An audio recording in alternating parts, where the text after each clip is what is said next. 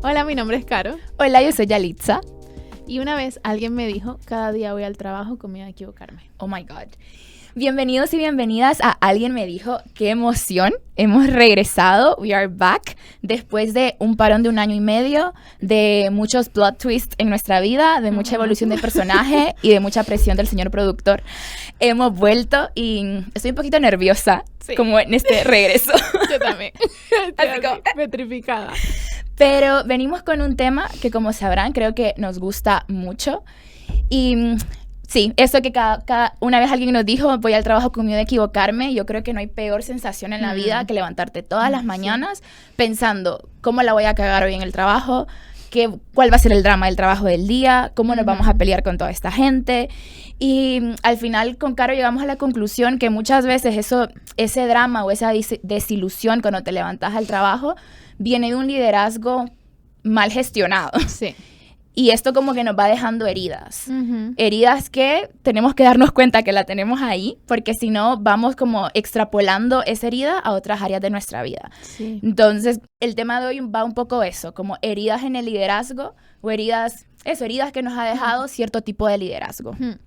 Sí, como decía Yali, este tema nos encanta y nos encanta tanto que ya este es el 3er episodio que vamos a grabar sobre el tema del liderazgo. Hemos hecho otros 2 sobre lo que para nosotros es un buen liderazgo, también para algunos autores que nos han encantado y que a mí me han cambiado la vida personalmente.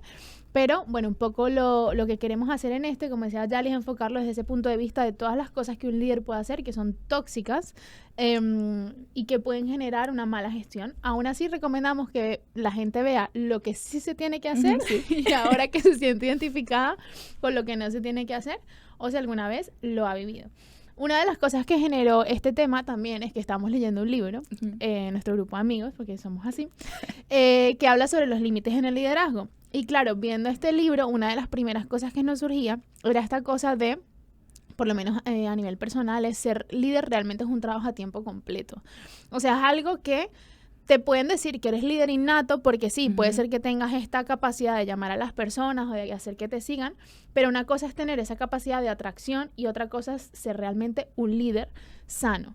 Y para ser un líder sano tienes que tener demasiada autogestión, autoconciencia, trabajar de una forma muy determinada, enfocarte en entender, en aprender, en cuidar a las personas. Y obviamente muchas veces cuando estamos trabajando o cuando nuestros jefes están trabajando, tienen tantas cosas en mente o tienen tanto miedo de autoconocerse, que también puede ser, que no tienen la capacidad de hacer eso. Y cuando eso no pasa, entonces el liderazgo se ve pues muy afectado. Creo que todos hemos vivido este tipo de experiencias. Sí. Aquí es donde se pone personal. No quería llegar ahí. Story times ahí, Sí. Sí, y hablamos de este tema no porque nos consideramos las más expertas del mundo. Generalmente, personalmente, hablamos de este tema porque creo que es donde más autocríticas somos las dos. Como si lo estamos haciendo bien, si lo estamos gestionando mal, etcétera, etcétera. Y lejos de verlo como personalmente, igual como Yalitza, lejos de verlo como el privilegio de la vida, yo creo que veo el liderazgo con mucha responsabilidad y con mucho respeto. Totalmente. Entonces, siempre es como en esa área donde estamos como reflexionando cómo podemos hacerlo mejor, cómo podemos motivar al equipo que ahora tenemos y eso, cómo vamos gestionando todas esas responsabilidades, porque sí que es un trabajo a tiempo completo, pero luego también tenés otras tareas. Sí. Entonces, creo que nos hemos dado uno que otro tropezón y hemos ido con una que otra herida que ahora como que queremos ahondar en eso. Si querés, vamos ya. Sí, y también nos hemos encontrado con líderes, que todo hay que decirlo, que hay gente que luego tienes que perdonar y hacer un trabajo de sanidad maravillosa, gracias a ellos. Pero que también desde la compasión lo digo, más allá de la cara, sería que pueda ponerlo, digo desde la compasión. Que por su temporada, por su falta de gestión, porque nadie les dio estas herramientas, porque les lanzaron en un puesto que requiere demasiado, han cometido estos errores.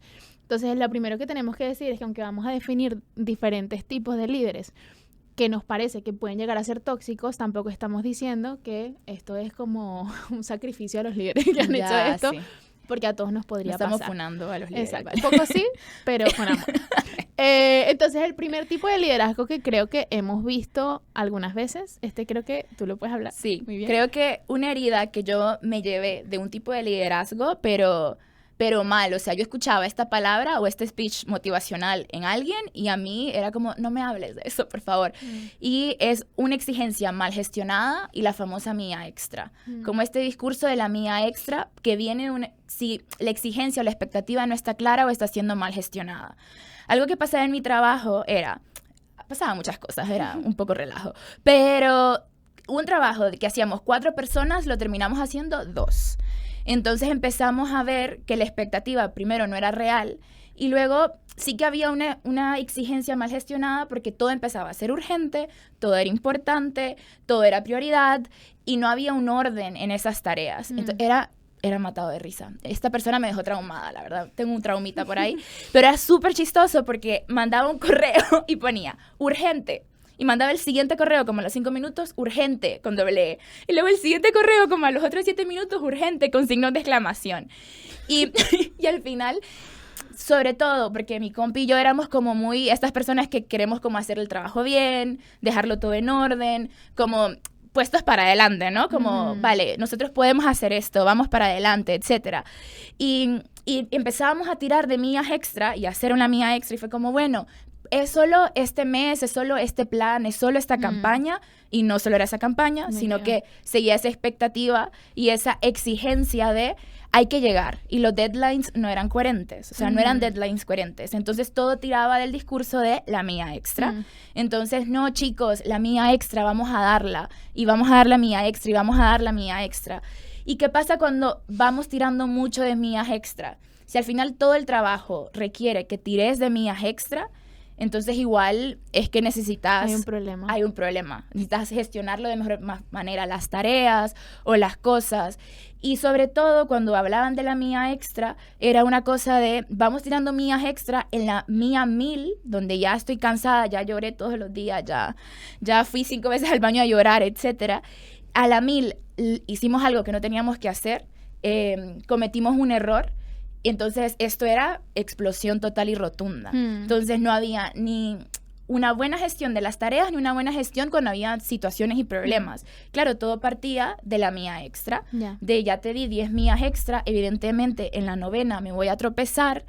No, y tu reacción en la 9ª es una bomba de dónde vino este error, screenshots, justificación, etcétera, etcétera, que ya llegaba un punto donde a mí me hablaban de mía extra en otro sitio, o sea, esto era trabajo, me hablaban de mía extra en la iglesia o en otra área, y era como, no me hables de mía extra, porque me están pidiendo 999 millas extra en el otro lado, yo no te puedo dar una mía extra acá. Entonces ya vi que era una herida que estaba extrapolando a otras áreas de mi vida, como que no tenía razón de ser todo el asunto. Sí, que al final cuando todo es urgente es porque estás mal organizado y estás gestionando las cosas mal, y también puede ser porque ya hay un líder que llegó como a su tope de gestión y no tiene la capacidad de ver de forma clara qué es lo que hay que hacer. Y conectando con ese estilo de liderazgo que nos ha pasado creo que a muchos, ese hiper hype del jefe, sobre todo el jefe que lleva realmente la compañía o que ama realmente lo que hace y piensa que todo el mundo tiene que tener la misma pasión que él. Pero hay otra cosa que también pensaba junto con eso, y es el que no te escucha. Porque claro, ¿qué pasa cuando tú en medio de esa situación que ya estás quemado, le dices a tu jefe, oye, mira, no todo puede ser urgente, o no puedo más, o no llegué a eso, como decías tú, porque realmente, o sea, este screenshot que me estás mostrando es porque estaba tan agotada o tan llena de tareas urgentes que ya no podía. Y ese jefe o ese líder, esa persona, en lugar de escucharte y de aprender de sus errores, lo que hace es como decir, no, me tapo los oídos porque yo sigo con mi mentalidad de emergencia, esto es lo que necesito. A mí también me ha pasado con algunos jefes eso, que de hecho antes a mí me costaba mucho más hablar las cosas, y llegó una época en mi vida que ya estaba tan desbordada también a nivel laboral, que empecé a tener esas conversaciones y a sentarme con las personas y decir, oye, mira, es que esto no es factible, esto no se puede, esto no es así, esto no funciona, esto es un ambiente de trabajo sano, pero al hacer eso se puede llegar a recibir más como un tú lo estás haciendo mal en lugar de quiero que esto mejore. Y creo que ese estilo de liderazgo también es muy peligroso, el que te carga, pero luego el que tampoco permite que las personas que le rodean, que le ven y que le conocen tengan la libertad de hablar y de decir, igual te estás pasando un poco con esto. Sí. Entonces creo que ese es otro de los liderazgos. Vamos tirando como la solución, como los consejos de una o lo dejamos. Como... Sí. Sí. Por ejemplo, en este tema puntual de la milla extra, lo que sí trabajé fue... Porque algo que me robó el discurso de la milla extra, tengo que reconocer, este discurso eterno de la milla extra constante todo el tiempo, me robó, creo que 2 cosas. Primero, mi proactividad, porque no había espacio para ser proactivo, porque había que terminar las 20 tareas de las 20 millas extras. Entonces, la milla extra ya era parte del trabajo. Entonces, no había espacio para proactividad. Y como esa parte como servicial o creativa también te la roba. Porque estás tan enfocado en todos los deadlines, en todo lo demás, entonces esa mal gestión de tareas tampoco te da espacio como a ser creativo o a decir, bueno, igual puedo pensar esto, puedo hacer lo otro. Entonces, primero, creo que un primer consejo, si ves que constantemente tienes que decirle a tu equipo la milla extra, las millas extras tienen también que tener un deadline. O sea, puede ser una temporada alta de noviembre a enero.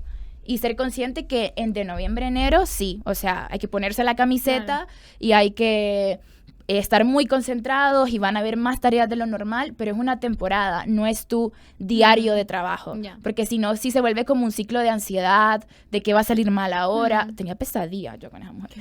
Entonces sí que era terrible. Entonces, que la mía extra tenga un deadline definido, que sea solo una temporada. Porque, como decía, el trabajo no puede depender que siempre salga de las 10 millas extras que estás tirando. Porque si no, sí que hay algo que hay que analizar. Luego, personalmente, también tenemos que aprender a gestionar las millas extras. Entonces, decir, bueno, mi milla extras en este momento va a ser 1 hora más, 2 horas más, estar más concentrada en esto, coger esta responsabilidad, pero con un deadline y un parámetro establecido, porque al final las millas extras te van a cansar y a veces queremos como dividir cada área de nuestra vida, como, bueno, yo doy millas extra en el trabajo, ya está, y esas millas extras te van a cansar y te van a agotar, y creemos que no se va a extrapolar a otras áreas de nuestra vida. Vos estás cansado en todas las áreas de tu vida, porque eso ya te agotó. O sea, yo no puedo decir estoy cansado solo en el trabajo y aquí no. O sea, ese cansancio también lo llevas. No sé si me explico. Sí, todo se acumula. Todo se acumula. Entonces, gestionar también. Y otra cosa, no sé si es el mejor consejo del universo, pero si estás mucho con el discurso de milla extra y ya lo conversaste y ya lo hablaste, a veces, primero ten la conversación, como decía Caro, como estos deadlines no están funcionando, esta gestión de tareas no está bien, pero a veces cuando somos muy de hacer millas extra, también es una gestión personal que tenemos que dejar de coger responsabilidades que no nos corresponden. Y amo el meme de Elmo cuando sale todo ardiendo. A veces hay que dejar que las cosas ardan. O sea, conversarlo, poner tus límites y luego que ardan, porque no puedes estar cogiendo todas las responsabilidades y tirándotelas en millas extra que no te corresponden. Sí, porque te vas a quemar en algún momento. Sí, o sea, yo creo que ese es un poco el discurso de la milla extra, cuando lo estás pidiendo demasiado tienes que realmente analizar qué es importante, qué es urgente, qué no, y cuánto de tu estrés personal estás llevando a tu equipo. Que esa es la principal responsabilidad para mí de un líder. Tú eres un frente de batalla para la gente que estás cuidando, porque ser líder es cuidar, no es mandar. Entonces, si tú eres ese frente de batalla, tu nervio, tu inseguridad, que creo que la mayoría de los problemas vienen de la inseguridad de los líderes, no puede permear en tu equipo y en lugar de ser un protector, convertirse en una persona que está destruyendo. Porque se conviertes tú en tu propio enemigo, casi es como, no sé, que el que va en el pelotón dice, me volteo y le voy a caer a los míos. Es como, no. Pero eso es lo que hacen la mayoría o muchos líderes, por lo menos es lo que yo he escuchado, porque la cantidad de experiencias laborales negativas que hay, no solo de nosotras, sino de una cantidad de personas, son tremendas. Entonces sí, creo que ese puede ser un cierre. Y si no, deja de ser líder. Sí. Otro de los puntos que también veíamos, bueno, la milla extra, el no escuchar a las personas, pero también un poco hay un estilo de liderazgo que hace que las personas derivadas de estas cosas no se sientan cuidadas o sientan que el líder está haciendo todo por la apariencia, ¿no? Por quedar bien. Y creo que ese es un liderazgo súper peligroso porque, de nuevo le decía, yo creo que la mayoría de los problemas para mí vienen de un entendimiento insano de lo que es ser líder. O sea, creo que la gente piensa que ser líder es verte bien, es ser el primero, es tener un título. Y para mí, particularmente, y creo que todas las personas que hablan de liderazgo sano, hablan de el líder es la persona que pone la cara por su equipo. No es la persona que humilla a su equipo. Pero la mayoría de las personas que asumen estas posiciones no han sido bien enseñadas, entonces repiten esos patrones de no cuidar a las personas y enfocarse demasiado por su propia imagen. Entonces yo he visto mucho líderes que lo que hacen es, es que esta persona lo hizo mal. Y entonces hacen como avergüenzan a su equipo. O no, si es que es esta persona. O hacen comentarios así sueltecitos que no suenan tan mal, pero lo que hacen es como, no fui yo. Pero todo lo que pasa en tu equipo, si tú eres líder, es responsabilidad tuya. Porque, o sea, lo tienes que asumir, aunque no sea responsabilidad tuya. Y creo que también el líder tiene que tener la gracia de decir, bueno, igual la persona en mi equipo se equivocó, yo también me he equivocado en 1000 cosas, tranquila, lo vamos a solucionar, no lo vamos a repetir, los procesos son así, pero no poner vergüenza o generar en la persona la inseguridad, porque además no es ni siquiera inteligente. Quiero decir, o sea, mientras más tu equipo confía en tu capacidad de cuidarlos en momentos de crisis, más tu equipo va a dar buenos resultados. Entonces, si tú como líder tienes esta tendencia de cuando alguien se equivoca, reaccionar súper frustrado o echarles la culpa enfrente de la gente o tratarlos como si ellos fueran su error, lo que estás generando es inseguridad en una persona y esa persona te va a dejar de rendir. Entonces, estás generando un daño para ti mismo por no saber gestionar una situación que es una tontería probablemente. Yo, ante eso, lo que suelo recomendar o lo que recomiendo es, tú ves, si tú eres líder, ves que una persona se equivocó, primero tienes que entender que todos lo hemos hecho. Yo creo que todo el mundo tiene algún error en el trabajo que dice, ay, Dios mío, ¿cómo hice esto? Como retrotraerte a eso y luego simplemente es como, bueno, lo vamos a solucionar y decirle a la persona, esto no se hace así, por esto y por esto, el procedimiento real es esto y esto y esto, pero ahora ¿qué solución buscamos? ¿Tú qué solución ves? Y lo sacas adelante. Sí. Entonces es un poco lo que veo. 100%, yo creo que lo viví también, cuando pasé de ese liderazgo donde te sacaban como todo en cara de esto estuvo mal, esto estuvo mal, esto estuvo mal, y luego lo extrapolé a mi nuevo trabajo y pasó una situación similar, como me equivoqué en esto y demás, y reaccioné de la misma forma, como justificándolo todo, tratándolo de solucionar de forma nerviosa y demás. Y recuerdo claramente, mi jefe en ese momento me dijo, ¿qué estás haciendo? Cálmate, que no pasa nada. Este fue el problema, ya está. Hablamos con la persona que tenemos que hablar, conversamos esto así, paso 1, paso 2, paso 3 y listo. Y ya, y fue como, estuve 1 año y medio con todo este estrés cuando el problema se pudo gestionar así desde un inicio. Y claro, y luego de eso lo que decís, ves la comparativa, porque cuando me pasaba ese error, ese problema en el antiguo trabajo, después de ese problema venían 5 problemas más en cascada, porque ya estábamos todo el equipo inseguro, no estábamos viendo ya las cosas porque estábamos molestos por lo que nos habían dicho, ya habíamos llorado, ya habíamos de todo, y venían 5 problemas fijos en cascada. Lo solucionamos de la otra forma, con un nuevo liderazgo, con esta nueva conversación y demás, y no me volvió a pasar nunca. Es que no me ha vuelto a pasar.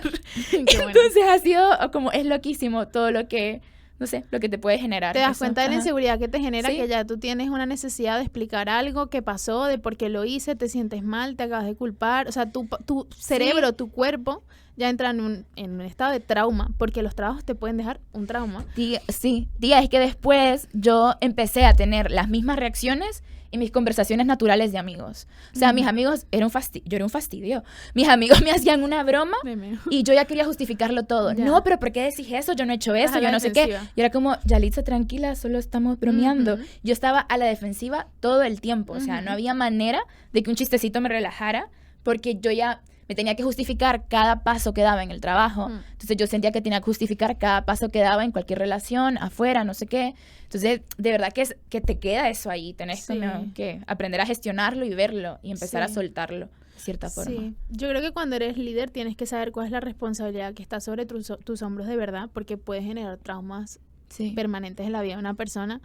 Creo que no terminamos de entender cuán importante es el trabajo en la vida de alguien, porque al final es la mayor parte de tu vida y no nos damos cuenta cómo eso puede afectar a alguien. Yo me acuerdo que tuve una compañera alguna vez en un trabajo que ella salió de esa experiencia laboral y decía, yo más nunca vuelvo a trabajar en nada que se parezca a esto, porque quedó tan traumatizada que se le dañó realmente como su visión del mundo hacia toda un área, hacia todo un sector, hacia todo, porque le generaron temor, le generaron miedo.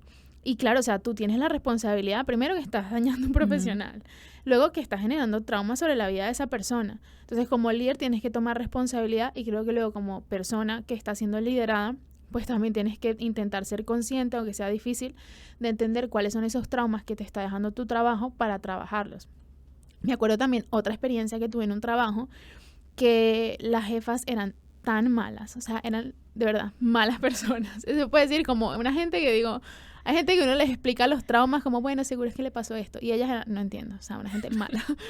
Pero todos sus trabajadores terminaban quemados y yo creo que hasta hoy en día, y me acuerdo que hubo una de las chicas que trabajaba para ellas, no era mi compañera directa, pero trabajaba para ellas, y entró en depresión realmente, le tuvieron que dar la baja porque ese trabajo le causó eso. Y la chica era buenísima en su trabajo. Pero claro, le generaron una inseguridad y un estrés constante que le dio baja por depresión. Y tú puedes pensar, eso no va a pasar por un trabajo, ay, la gente... No puede pasar. Puede pasar estas 8 horas ahí metido o más, o sea, no sé. Sí. Sí, claro que sí. Es violento. A ver, siguiente heridita que nos han dejado por allí. Que te la dejo. Para el líder mí, narcisista, ¿no? Sí, ese es mi líder particular. Sí, a mí una de las experiencias de las que más aprendí es de ese estilo de liderazgo. Digo que aprendí porque me traumatizó, pero luego aprendes. Entonces hay que sacarle lo positivo al asunto. Pero creo que es un estilo de liderazgo en donde la persona está demasiado enfocada en sí misma. Está demasiado hiper consciente de cómo se ve, de cómo se le percibe, de si hay algún error, eso va sobre mí, o es mi imagen, o es mi marca, o es mi carrera. Y no lo veo como un problema hasta cierto punto, porque es tu marca y es tu carrera y tú tienes que tener cuidado de lo que representas, pero claro que no es la forma más sana de liderar. Entonces creo que muchas veces cuando vemos a personas en posiciones de liderazgo, en realidad lo que pasa es que esa persona se le ha puesto en una posición para la cual no se le está ni enseñando ni acompañando.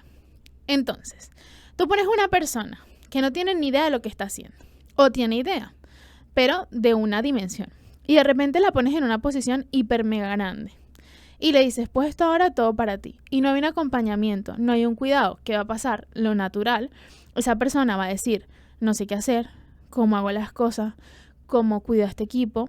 Y probablemente desde la mejor intención del mundo, lo que en realidad le va a pasar es que va a decir, no sé cómo hacerlo, entonces tengo que fingir. Y tengo que fingir tanto que me tengo que crear una coraza. Y entonces ahora, entonces simplemente empieza a actuar como un personaje.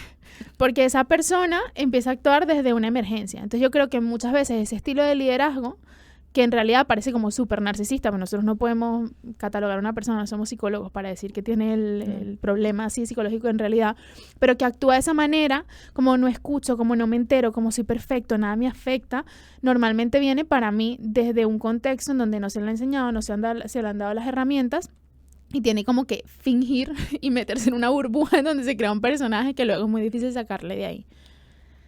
Sí, o sea, y también se vuelve inalcanzable. Sí. Es como no hay manera tampoco de, no sé, siento que no hay manera tampoco como de sentarlo a hablar, porque hay gente que genuinamente no se da cuenta. Entonces, por eso, repetimos, si al final tienes la responsabilidad de estar en una posición de liderazgo, que como que siempre lo manejamos desde esta área de privilegio y no lo veo así, porque si solo lo vemos como un privilegio, muchas veces las responsabilidades se nos olvidan. Entonces, si no entendemos la responsabilidad de esto, de mantenernos cercanos, de tener los canales de comunicación abiertos y sobre todo de saber, de aprender y ser autocríticos y gestionar bien las situaciones que van pasando, que a veces no significa que vamos a gestionar todo bien a la primera, porque al final vamos aprendiendo todos los días a cómo liderar mejor, a cómo comunicarnos mejor, etcétera, etcétera.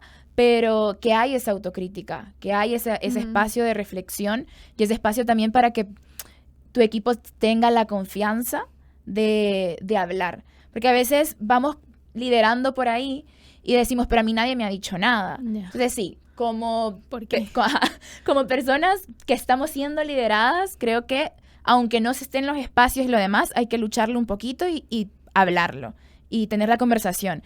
Pero como líder, vos tenés la responsabilidad principal de que hayan canales de comunicación abiertos. Totalmente. Y de que al final esas conversaciones se lleven a accionables, que no se quede en una conversación como superflua y demás. Sí. Entonces, porque pasaba de que nos sentábamos a hablar con esta persona como a querer volver a establecer límites, a volver a establecer gestión de control y demás, y genuinamente no escuchaba. Tío, es buenísimo, la mandaron a un taller de asertividad de la comunicación, o sea, sí. Sí, que esto, Y cada uno está contando su trauma para sanar. total. Pero es eso, ten los canales de comunicación abiertos. No creas que ya lo sabes todo porque sí y ya, sino que al final si estás relacionándote con personas todo el tiempo, no puedes creer de que va todo perfecto, ideal, siempre hay espacio de mejora. Creo que cuando nos volvemos líderes que ya no somos enseñables o que no estamos buscando aprender, no solo nos vamos a estancar nosotros, estancamos como a todo un equipo también. Sí, yo creo que como líder tienes que preguntarte cuándo fue la última vez que alguien de tu equipo tuvo la libertad para decirte algo que estás haciendo mal. Si no puedes encontrar esa respuesta en tu memoria es porque tú no has abierto los espacios. Y puede sonar fuerte, pero es una pregunta que te tienes que hacer. Porque es muy difícil que un trabajador o que una persona que estás liderando un día se levante en la mañana y diga, hoy yo le voy a poner 30 minutos de reunión al jefe y le voy a decir lo que pienso de él o de ella. O sea, normalmente no pasa, a menos que haya o mucha confianza, o sea, una persona que tenga demasiada experiencia, que esté súper bien parada y diga, mira, yo porque ya he vivido tanta cosa que ya no me importa nada. Pero de normal eso no va a ser así. De normal tú tienes que sentarte y preguntar. Y además entender a quién le estás preguntando. A mí una de las cosas que me pasaba mucho, yo estoy liderando un equipo, era saber qué preguntar a cada persona de mi equipo. Yo sabía que sé que hay una persona que si yo me siento y le digo, ¿cómo están las cosas? ¿Cómo lo ves? Me va a decir, A, B, C, D. Y a otra persona que le va a preguntar y me dice, no, todo bien. Y tú, ajá, ¿pero qué significa? No, todo bien. Entonces tienes que saber con quién estás hablando, tienes que saber cómo se expresa esa persona. Tú eres el responsable de entender cómo se siente más cómoda esa persona, qué espacio tienes que facilitar, cuáles son las preguntas que tienes que hacer y también de dar feedback y de abrir la conversación. Una de las cosas que yo hacía con las personas que más les costaba darme feedback era decir, yo te voy a dar el feedback primero, a ver si te molestas. Y luego me vas a dar tú a mí. Obviamente siempre con el amor, pero decir, este es un espacio abierto. Yo te voy a decir todo lo que yo veo de mejor en ti, porque cuando yo te lo digo, tú te haces mejor persona.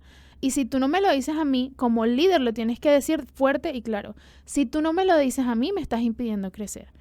Y luego cuando te lo dicen, cállate. Porque mi mayor deseo cuando me dan feedback siempre es, pero yo no, es que no fue así. Cállate. O sea, no te justifiques. Di, mira, no lo había visto así.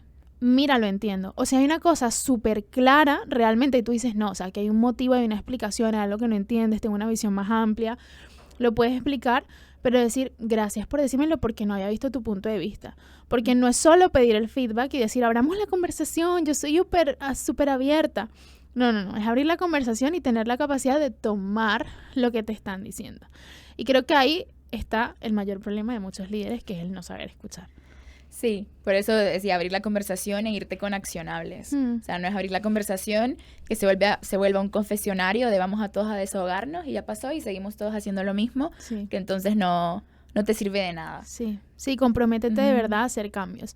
Y yo creo que sí por el otro lado, porque claro, estamos hablando desde el punto de vista del líder, y creo que también somos muy fuertes con hablar hacia el liderazgo, pero creo que también muchas veces cuando nosotros estamos en esa posición o algún día vas a llegar a esa posición, no nos hacemos las preguntas y no tenemos como esa perspectiva de cómo yo quiero cuidar de la gente como me hubiese gustado que cuidaran de mí. Entonces, creo que esto es para los que están en liderazgo y también para las personas que están bajo un liderazgo que no les gusta, tener un poco de gracia y de amor. Creo que 2 preguntas clave podrían ser ¿cómo te sientes acompañado? ¿Y qué te está costando ahora en esta temporada en tu trabajo? ¿Y cómo te puedo apoyar yo en eso? Que cuando me hicieron esa pregunta en un trabajo, para mí fue como, ay, pues mira, sí, esto. Y dar las herramientas para. Entonces, bueno, conclusiones. Yo creo que mi mayor conclusión es que es lo que aprendí de empezar a leer ese libro que estamos teniendo en nuestro club de lectura, es que ser líder es un trabajo a tiempo completo, que requiere que seas especialmente vulnerable, que requiere mucha intencionalidad para autoconocerte a ti mismo, pero también para aprender a leer a las personas que están a tu alrededor de tal manera que puedas encontrar el canal de comunicación adecuado para cada una de esas personas, la forma correcta de dar feedback, que puedas entender casi cómo funciona el cerebro de esa persona para decir, pues ahora lo vamos a hacer funcionar en su 100% de capacidad, porque al final lo puedes ver de dos formas. O lo haces por amor a la gente, que yo creo que es la mejor motivación, o lo haces por amor al trabajo. Vas a obtener los mejores resultados si haces las cosas bien. Yo creo que ese para mí es mi reflexión. Tu reflexión del día. Y creo que yo sí te diría eso, como ten conversaciones, abre canales de comunicación. Es mejor una hora de incómoda, una hora de un feedback incómodo, que 7 personas, 8 horas incómodamente trabajando. Entonces, afróntalo, habla, analiza qué está en tus manos, qué no está en tus manos. Y si al final también estás en una posición de liderazgo, no solo veas el privilegio, que sea un área de autorreflexión constante. Que no creas que ya todo está súper encaminado, y si todo está súper bien, siempre hay cosas que pueden ir a más y pueden mejorar. Sí. Entonces, total. Eso. Y creo que hasta aquí el episodio del día de hoy, que es nuestra vuelta. Estábamos Yay. todas nerviosas, Ajá. aclarando nuestras ideas, nuestro Ajá. pensamiento, nuestra forma de hablar con estos micrófonos en este lugar tan increíble en el que estamos el día de hoy. Pero los próximos van a estar como más fluidos. De igual forma, muchas gracias a todas las personas que nos ven, a las que ya nos veían desde antes, a las que están llegando nuevas. Y, por favor, suscríbanse. Denle me gusta a todo lo que vean de nosotras por ahí. No por nosotras, ni porque seamos narcisistas como estos líderes, sino para ayudar a crecer el canal, que llegue a más personas que lo puedan necesitar o que estén viviendo algo parecido. Y creo que ya nos vemos en el próximo. Nos vemos en el próximo episodio. Bye.